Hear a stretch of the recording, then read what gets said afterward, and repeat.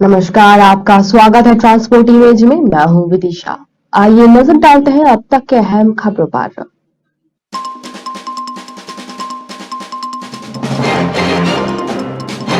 सीजान खान के वकील का कोर्ट में दावा, टिंडर पर एक्टिव थी तुनिशा शर्मा, अली नाम के शख्स के साथ बिता रही थी समय।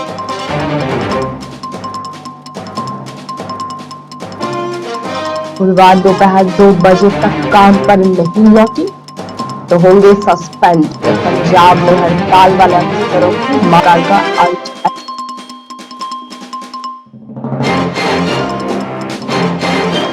यमुना एक्सप्रेस 8 लेन का होगा, वो नहीं लगेगा जाम, एक्सीडेंट पर भी लगेगा लगाम।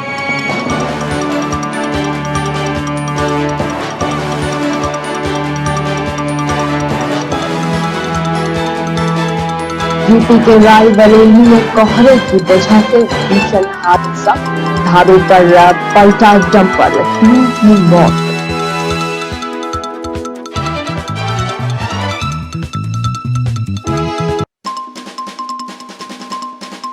यूट्यूब सिंगर फरमानी नाज का रिश्तेदार चाकुओं के साथ गिरफ्तार, पुलिस खंगाल रही है क्रिमिनल रिकॉर्ड।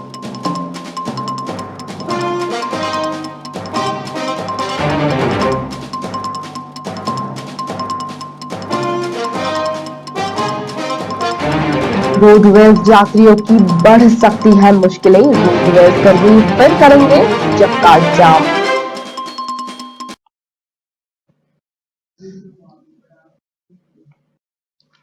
आइए जानते हैं खबरें विस्तार से। पंजाब में पीसीएस आधिकारिक साथी के कथित अवैध गिरफ्तारी के विरोध में सामूहिक अवकाश पर गए सभी अफसरों को मान सरकार ने अल्टीमेटम जारी किया है और सस्पेंड करने की धमकी भी दी है। अफसरों के सामूहिक अवकाश पर सख्ती दिखाते हुए पंजाब के मुख्यमंत्री भगवंत मान ने बुधवार दोपहर 2 बजे तक अपने काम पर वापस नहीं लौटने पर हड़ताल पर गए सभी अधिकारियों को निलंबित करने का आदेश दिया है। बता दें कि पंजाब लोक सेवा आयोग के अधिकारी लुधियाना में राज्य सतर्कता ब्यूरो द्वारा उनके ही एक साथी की गिरफ्तारी के विरोध में 5 दिन के लिए सामूहिक आकस्मिक अवकाश पर चले गए हैं। पंजाब के मुख्यमंत्री भगवंत मान के आदेश में कहा गया है कि मेरे संज्ञान में ये बात आई है कि कुछ ऑफिसर हड़ताल के मद्देनजर ड्यूटी पर नहीं आ रहे हैं। भ्रष्ट अधिकारियों के खिलाफ राज्य सरकार द्वारा लिए गए मजबूत एक्शन के खिलाफ वे प्रदर्शन कर रहे हैं। मैं यहां स्पष्ट करना चाहता हूं कि ये सरकार भ्रष्टाचार के खिलाफ जीरो टॉलरेंस की नीति पर काम करती है। इस तरह के हड़ताल को ब्लैकमेलिंग माना जाएगा। ये किसी भी जिम्मेदार सरकार द्वारा बर्दाश्त नहीं किया जाएगा। इसलिए आप सभी इस हड़ताल को अवैध करार दें और बुधवार को दोपहर 2 बजे तक ड्यूटी पर वापस लौटे, वरना ऐसा नहीं करने वाले को अफसरों को सस्पेंड कर दिया जाएगा। गौरतलब है कि पीएससी अधिकारी राज्य सतर्कता ब्यूरो द्वारा लुधियाना टीए के गिरफ्तारी का विरोध कर रहे थे। उपायुक्त कार्यालय व तहसीलों के लिपिकीय आमले ने भी अपनी लंबित मांगों को लेकर अधिकारियों के साथ दिया और इस हड़ताल में शामिल है। अवकाश पर जाने का फैसला पंजाब प्रशासनिक सेवा अधिकारी संघ ने रविवार को ही लिया था।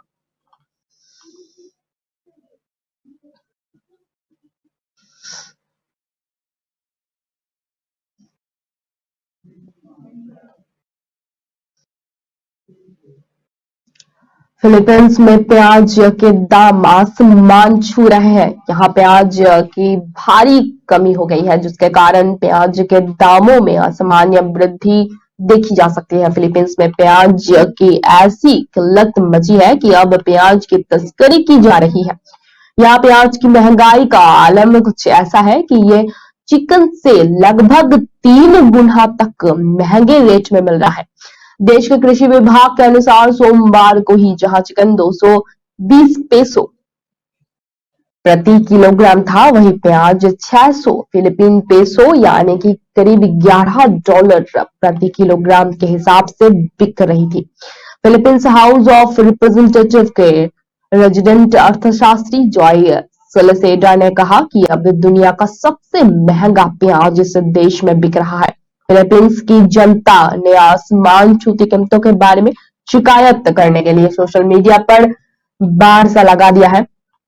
लोग सोशल मीडिया पर प्याज की बढ़ी हुई कीमतों के खिलाफ नारेबाजी भी कर रहे हैं।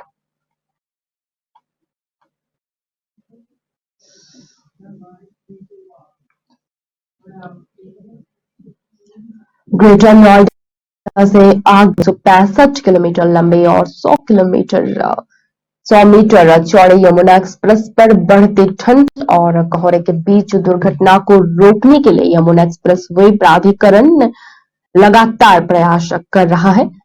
भारी व हल्के वाहनों की रफ्तार कम की गई है। इसके बावजूद हादसे में लोग अपनी जान गंवा रहे हैं और घायल भी हो रहे हैं, जो अधिकारियों के लिए चिंता का कारण बना हुआ है। यमुना एक्सप्रेस वे प्राधिकरण के सीईओ का कहना है कि हादसा को रोकने के लिए आवश्यक कदम उठाने जरूरी हो गए हैं।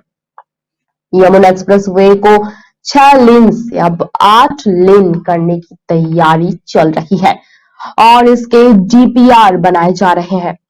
उन्होंने कहा कि रोड सेफ्टी कमेटी के नॉर्म्स के अनुसार 15 दिन के अंदर इसका डीपीआर तैयार हो जाएगा। यमुना एक्सप्रेस वे के 0 पॉइंट पर जो मंगलवार को दुर्घटना हुई, यहाँ टमाटर लादा एक कैंटर फ्लाईओवर से नीचे गिर गया। वहीं इस हादसे में ड्राइवर और रिहान गंभीर रूप से घायल हो गए। इसका संज्ञान लेते हुए यमुना एक्सप्रेस वे प्राधिकरण के सीईओ अरुणवीर सिंह ने यमुना एक्सप्रेस वे के मेंटेनेंस, रिपेयरिंग और ऑपरेशन के लिए उत्तरदायी संस्था जेपी इंफ्राटेक लिमिटेड मांगी है। इस संबंध में जेपी इंफ्राटेक लिमिटेड ने अपनी रिपोर्ट में एक्सप्रेस वे के साइड पर सुरक्षा के लिए जो बीम लगाए गए हैं उसे एक बड़ा कारण बताया है। जेपी इंफ्राटेक लिमिटेड ने अपने रिपोर्ट में कहा है कि बीम की ऊंचाइयां आधी मीटर है, जिसके कारण इस प्रकार के हादसे होते हैं। पहले भी इस प्रकार के हादसे हुए हैं। सीईओ अरुणवीर सिंह ने बताया, इंडियन रोड कांग्रेस का पहले जो नॉर्म्स थे उनके अनुसार जो सुरक्षा के लिए बीम लगाए गए हैं उसकी ऊंचाई आधा मीटर है, लेकिन अब इसको इंडियन रोड कांग्रेस ने चेंज कर ऊंचाई को 2.5 मीटर कर दिया है। जैसे कि सेंट्रल वर्ड्स पर जो हाई बीम लगाया गया है उसे 50% दुर्घटनाओं में कमी आई है।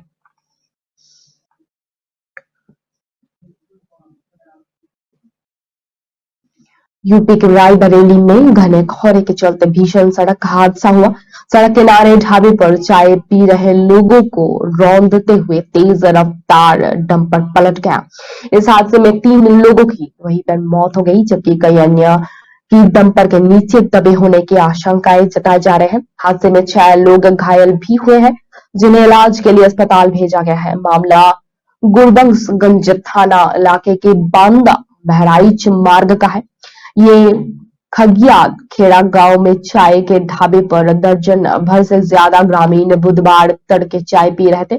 तभी बछरम्बा की तरफ से आ रहा एक डंपर कोहरे के चलते घुमावदार सड़क पर बने ढाबे को देख ना सका और उसे रौंदता हुआ पलट गया। ट्रक की चपेट में आकर तीनों की मौके पर ही मौत हो गई, वहीं जबकि अन्य कई लोग घायल हो गए। घायलों को अस्पताल पहुंचाया गया। हादसे की सूचना पर सीईओ महिपाल पाठक का पुलिस बल के साथ मौके पर पहुंचे और बचाव कार्य शुरू किया। आशंका जताई जा रही है कि डंपर के नीचे अन्य लोग दबे हो सकते हैं। डंपर के ड्राइवर ने बताया कि घने कोहरे की वजह से यह हादसा हुआ है। कोहरा होने की वजह से ये मोड़ को देखा नहीं जा सका और गाड़ी ढाबे पर चढ़ गई।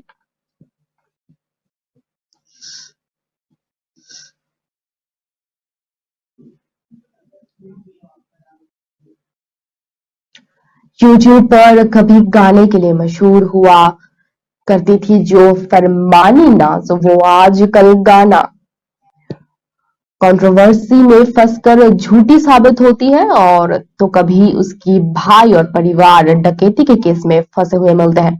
तो अब फिर से अपराधी रिश्तेदारों की वजह से सुर्खियों में आई गायिका फरमानी नाज।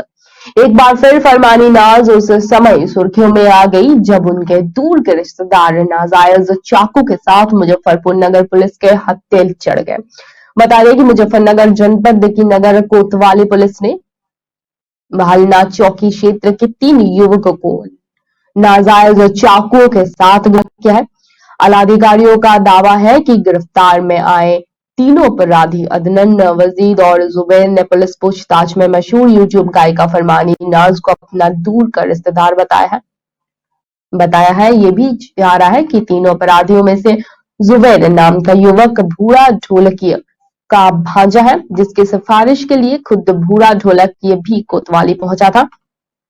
बता दें कि ये भूरा ढोलकिया वही है जो फरमानी नाज के गानों में ढोलक बजाते हुए दिखाई पड़ता है। फिलहाल इस मामले को लेकर न ही भूरा ढोलकिया ही मीडिया के सामने कुछ भी बोला और न ही फरमानी नाज का कोई बयान अभी तक सामने आया है। इस मामले की अधिक जानकारी देते हुए एसपी सिटी अर्पित विजयवर्गीय ने बताया कि थाना कोतवाली क्षेत्र की भैलाना चौकी क्षेत्र की 3 व्यक्तियों को गिरफ्तार किया गया है, जिनका नाम अदनान, वजीद और जुबैर है। इनके पास अवैध चाकू बरामद हुए। इन पर जो आवश्यक वैधानिक कार्रवाई है वो की जा रही है। अभी तक जो जानकारी सामने आई है उससे बस यही पता चल पाया है कि फरमानी नाज उनके दूर के रिश्तेदार है। अभी और जानकारी जुटाई जा रही है और अगर इनका कोई अन्य साथी है तो उन पर भी आवश्यक वैधानिक कार्यवाही की जाएगी। इसकी भी उन्हें अभी जानकारी दिया जा रहा है और पुराना क्रिमिनल रिकॉर्ड तलाश किया जा रहा है।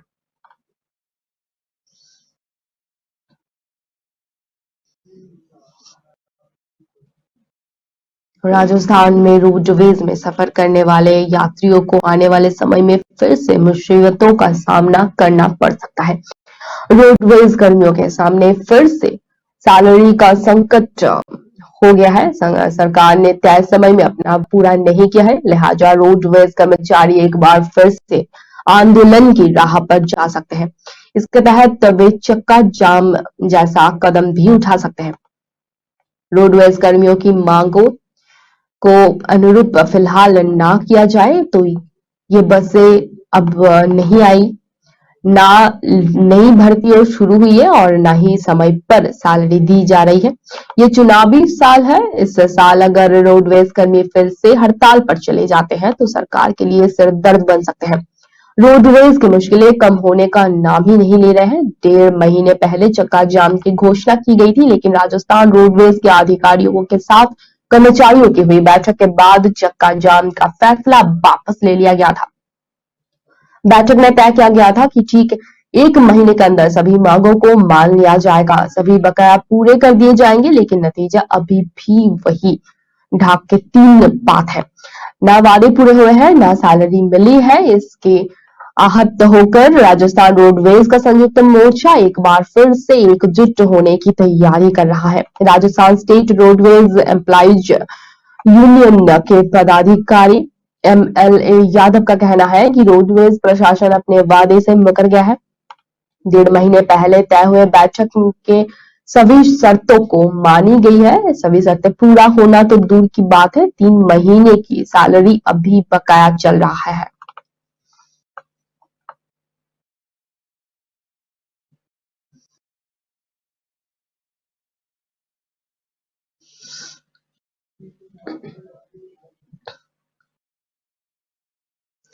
महाराष्ट्र के पालघर जिले की एक अदालत ने टेलीविजन अभिनेत्री तुनिशा शर्मा को आत्महत्या के लिए उकसाने के आरोप में गिरफ्तार अभिनेता सिजान खान की जमानत अर्जी पर सुनवाई को टाल दिया गया है। कोर्ट में सिजान खान के वकील शैलेंद्र मिश्रा ने सिजान खान की जमानत दिलाने के बाद कई दलीलें रखी। तुनिशा पर बड़ा खुलासा करते हुए उन्होंने कहा कि वो टिंडर डेटिंग ऐप पर एक्टिव रहती थी और इसके जरिए उन्होंने नाम के एक शख्स से संबंध बना लिए थे। अब इस मामले में अगली सुनवाई के लिए 11 जनवरी की तारीख मुकर्रर की गई है। तुनिशा को आत्महत्या के लिए उकसाने के आरोपी सिजान खान को जमानत पर सुनवाई को लेकर कोर्ट में गर्मी अभी चल रही है। सिजान के वकील ने शैलेंद्र मिश्रा ने तमाम दलीलें रखते हुए जमानती मांगी। शैलेंद्र मिश्रा ने कोर्ट में तनिषा की मां वनिता शर्मा द्वारा दिए गए बयान और एफआईआर कॉपी को कोर्ट के सामने पढ़कर सुनाया। शैलेंद्र मिश्रा ने कोर्ट में एफआईआर कॉपी और इसके गवाहों के बयान पढ़ने के दौरान जिक्र किया कि पुलिस के मुताबिक सिद्धांत ने तनिषा को थप्पड़ मारा था और व्हाट्सएप चैट डिलीट किए। इसके अलावा तनिषा को एंजाइटी अटैक आया करता था। शैलेंद्र मिश्रा ने आईपीसी की धारा 306 के मुद्दे को उठाया और कहा कि केस में आईपीसी की धारा 306 नहीं लगा सकती क्योंकि आरोपी ने किसी भी प्रकार से मृतक को ना उकसाया और ना ही ऐसी स्थिति में डाला कि वो खुदकुशी कर ले।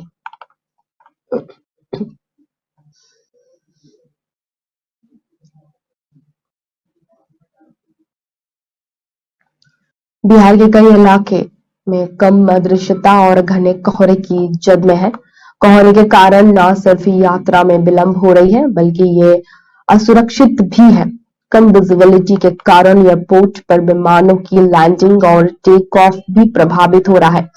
बात करें रेलवे की तो फॉग सेफ्टी डिवाइस लगाकर ट्रेन चलाने का उपाय भी काम नहीं आ रहा है। मंगलवार को राजधानी पटना के आसमान में 12 चक्कर लगाने के बाद भी स्पाइस जेट की फ्लाइट को उतरने लायक विजिबिलिटी नहीं मिल पाई। तेजस राजधानी मंगलवार की सुबह की जगह रात में पटना पहुंची और मंगलवार की शाम की जगह पटना से बुधवार को सुबह नई दिल्ली के लिए रवाना हुई। वही संपूर्ण क्रांति जैसे समय चलते वाली ट्रेन भी 14.5 घंटे लेट रही। मगध एक्सप्रेस अपनी नियत समय से 9.5 घंटे लेट रही। बीते मंगलवार को कुल 19 ट्रेनें लेट रही। कोहरे की वजह से वैनिलो और विजिबिलिटी के कारण जान माल की सुरक्षा के मद्देनजर सभी ट्रेनों को धीमी रफ्तार से चलाया जा रहा है।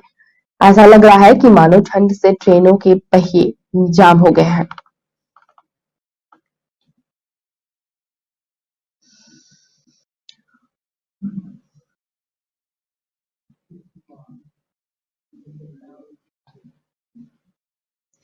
हिमाचल प्रदेश के कुल्लू जिले में मौसम ने फिर करवट बदल ली है। ऊंची पहाड़ियों में सुबह से बर्फबारी का दौर शुरू हो गया है। अटल टनल रोहतांग के नॉर्थ और साउथ पोर्टल पर बर्फबारी हो रही है। प्रशासन की तरफ से पर्यटकों की सुरक्षा को देखते हुए सोलंग नाला से आगे पर्यटक वाहनों की आही पर रोक लगा दी गई है। जिला प्रशासन की तरफ से पर्यटकों व स्थानीय लोगों के लिए एडवाइजरी जारी कर दी गई है कि बर्फबारी के मौसम में ऊंचाई वाले पर्यटन स्थलों पर न जाया जाए ताकि किसी तरह की जान माल का नुकसान न हो। डीसी कुल्लू आशुतोष गर्ग ने कहा कि मौसम विभाग ने 11 और 12 जनवरी को भारी बर्फबारी को लेकर अलर्ट जारी कर दिया है। कुल्लू जिले में प्रशासन की तरफ से पर्यटक व स्थानीय लोगों के लिए एडवाइजरी जारी कर दी गई है। पर्यटकों को स्थानीय लोगों को ऊंचाई वाले पर्यटन स्थल पर किए जा रहे हैं। वही डीसी ने कहा है कि जलोड़ी के पास और अटल टनल रोहतांग के लिए प्रशासन के फेसबुक पेज पर समय समय पर एडवाइजरी जारी करेगा।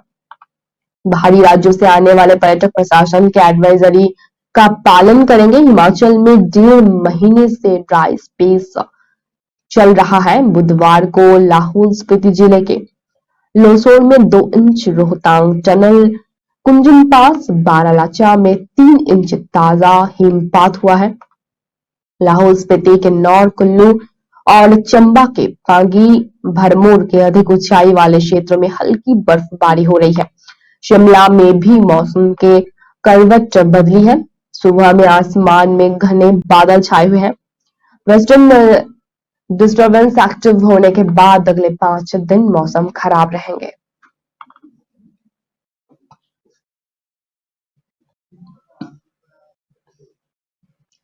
हिमाचल में सरकार के गठन के 28 दिन बाद मंत्रिमंडल का गठन हुआ। अब मंत्रिमंडल बनने के बाद कैबिनेट की पहली बैठक होना जा रही है।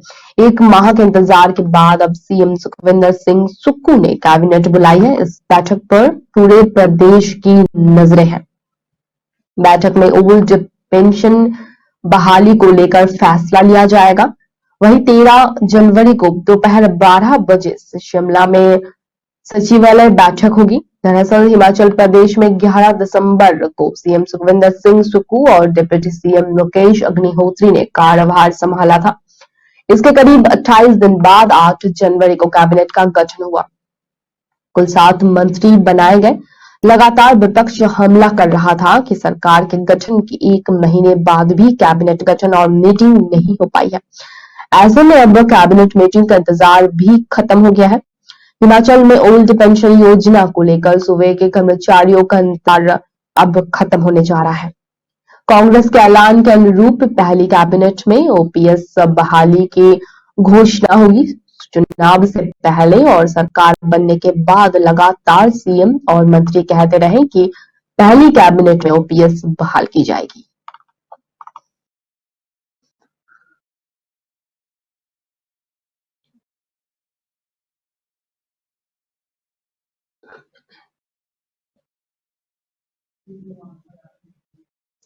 इंदौर के ब्रिलियंट कन्वेंशन सेंटर में हो रही ग्लोबल इन्वेस्टर समिट में विभिन्न विषयों पर 19 समांतरण सत्र होंगे। बुधवार पहले दिन दोपहर 2 बजे से 5 समांतरण सत्र होंगे। ये सत्र agriculture, food and dairy processing, pharmaceutical और health care, natural gas and petrochemical sector में अवसर, रिन्यूएबल एनर्जी विषय पर होगी है। और समिट के दूसरे दिन निवेश के विभिन्न विषय पर सत्र होने हैं। सुबह 11 से दोपहर 12 बजे के बीच मध्य प्रदेश से निर्यात की संभावनाएं, सामाजिक बुनियादी ढांचे के विकास के लिए वित्तीय सहायता, access Madhya Pradesh complete business solution और इंडिया तथा इजराइल, यूएसए, यूएई समूह शाखा निवेश पर चर्चा की गई। इसी दिन दोपहर 12:15 से अगले समांतरण सत्र होने हैं, वही जिनमें प्रमुख रूप से भारत की 5 ट्रिलियन की इकोनॉमी के मध्य प्रदेश का योगदान, एरोस्पेस और डिफेंस, भारत में मैन्युफैक्चरिंग को गति देने के योगदान और शिक्षा और कौशल विकास पर निवेशकों के बीच चर्चा होनी है। प्रथम दिन दोपहर 3 बजे से टेक्सटाइल और गारमेंट विषय पर विशेष सत्र हो गए और शाम 4 से 5:30 बजे तक आईटी, पर्यटन, logistic and warehousing over area infrastructure development विषय पर सत्र होने हैं। विशेष सत्र ऑटोमोबाइल एंड ऑटो कंपोनेंट विषय पर रखा गया। ये सत्र शाम 3:30।